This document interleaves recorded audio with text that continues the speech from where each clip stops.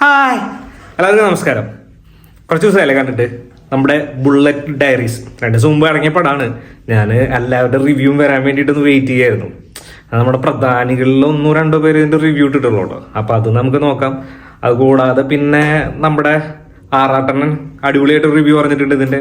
അങ്ങനെ പിന്നെ public opinion കുറച്ച് നോക്കി പടത്തിൻ്റെ. എല്ലാം കൂടി കളക്റ്റീവായിട്ട് എന്താണെന്നുള്ളത് പറയാം. അതിനു മുമ്പ് നമുക്ക് പടത്തിൻ്റെ കാര്യങ്ങളിലേക്ക് കിടക്കാം. കഥ സംവിധാനം എന്ന് പറയുന്നത് നമ്മുടെ സന്തോഷ് മണ്ടൂറാണ്. സന്തോഷ് മണ്ടൂർ എന്ന് പറഞ്ഞിട്ടുള്ള ആളാണ് ഈ പടത്തിൻ്റെ കപ്പിത്താൻ. ഓക്കെ, കാസ്റ്റ് ആൻഡ് ക്രൂവിൽ പറയുമ്പോൾ നമുക്കറിയാം ധ്യാൻ ശ്രീനിവാസൻ, പ്രയാഗ മാർട്ടിൻ,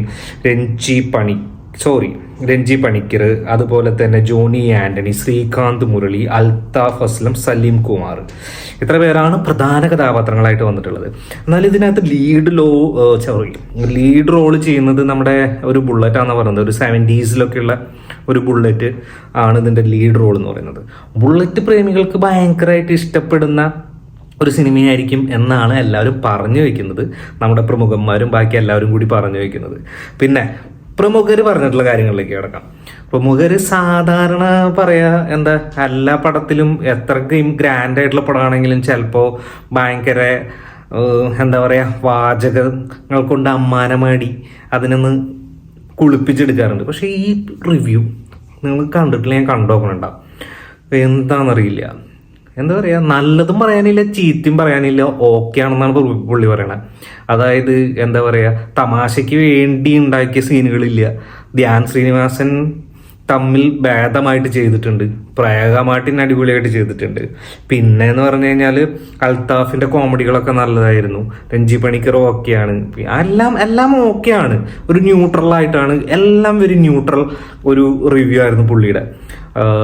നമുക്കറിയില്ല കേട്ടോ എന്താ പറ്റിയിട്ടുള്ളതെന്ന്. ധ്യാൻ ശ്രീനിവാസനായിട്ടുള്ള ഒരു ഇന്റർവ്യൂ കുറച്ച് നാൾ മുമ്പ് ഞാൻ കണ്ടായിരുന്നേ. ഇനി അതിൻ്റെ ഒരു ഇമ്പാക്റ്റ് ആണോ എന്നുള്ളത് നമുക്ക് പറയാൻ പറ്റില്ല. എനിവേ, അങ്ങനെ ഒരു റിവ്യൂ പുള്ളിയുടെ സൈഡിൽ നിന്ന് കേട്ടതിൽ സന്തോഷം. ആറാട്ടണ്ണനും സെയിം ഇതേ ഒരു ലൈനിലാണ് ഒരു പബ്ലിക് റിവ്യൂ കൊടുത്തിട്ടുണ്ടായിരുന്നത് ഏതൊരു ചാനലിൽ. ഞാൻ നോക്കിയപ്പോൾ കണ്ടതാണ്. ആളെന്താ പറയണമെന്നുണ്ടെങ്കിൽ ഈ സിനിമയെ കുറിച്ച് എല്ലാവരും നല്ലത് പറയണം, എല്ലാവരും വന്ന് സിനിമ കാണണം, ഈ സിനിമയെ വിജയിപ്പിക്കണം, എല്ലാം നല്ലതാണ്, ഒരു ഫീൽ ഗുഡ് മൂവിയാണ്. ധ്യാൻ ശ്രീനിവാസന്റെ തിരിച്ചുവരവ് പറഞ്ഞു, ഇല്ല തിരിച്ചുവരവെന്ന് പറഞ്ഞിട്ടില്ല, നന്നായിട്ട് ചെയ്തിട്ടുണ്ട്. പ്രയാഗ മാർട്ടിൻ നന്നായിട്ട് ചെയ്തിട്ടുണ്ട്. എല്ലാവരും നന്നായിട്ട് ചെയ്തിട്ടുണ്ടെന്ന് പറയുന്നുണ്ട്. എനിക്കറിയില്ല, ഞാൻ കണ്ടതിന് ശേഷം പറയാട്ടോ. പിന്നെ ഒരു പബ്ലിക് ഒപ്പീനിയന്റെ കാര്യത്തിലേക്ക് വരുമ്പോൾ, അതായത് തിയേറ്റർ റെസ്പോൺസ് എങ്ങനെയാണെന്നുള്ള രീതിയിലാണ് ഞാൻ നോക്കിയിട്ടുണ്ടായിരുന്നത്. ഒരു പബ്ലിക് ഒപ്പീനിയൻ, അതേപോലെ ഡയറക്റ്റ് തിയേറ്റർ റെസ്പോൺസ് നമ്മുടെ പല ചാനലുകളിലും ചെയ്യുന്നുണ്ട്.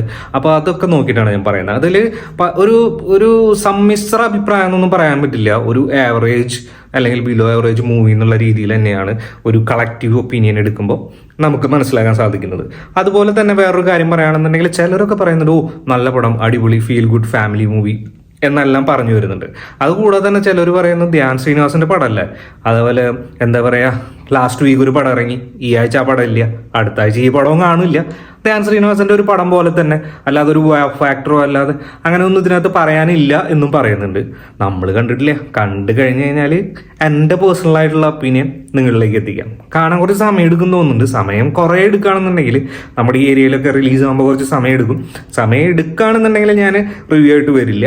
അല്ലെങ്കിൽ ഇപ്പോൾ അടുത്തെങ്ങാനും കാണാനുള്ളൊരു സാഹചര്യം ഉണ്ടാവുകയാണെന്നുണ്ടെങ്കിൽ ഡെഫിനറ്റ്ലി ഞാൻ അതിനെക്കുറിച്ച് പറയുന്നതായിരിക്കും. അപ്പോൾ അടുത്ത വീഡിയോ ആയിട്ട് വരുന്നതായിരിക്കും. നിങ്ങൾക്ക് എൻ്റെ നമസ്കാരം.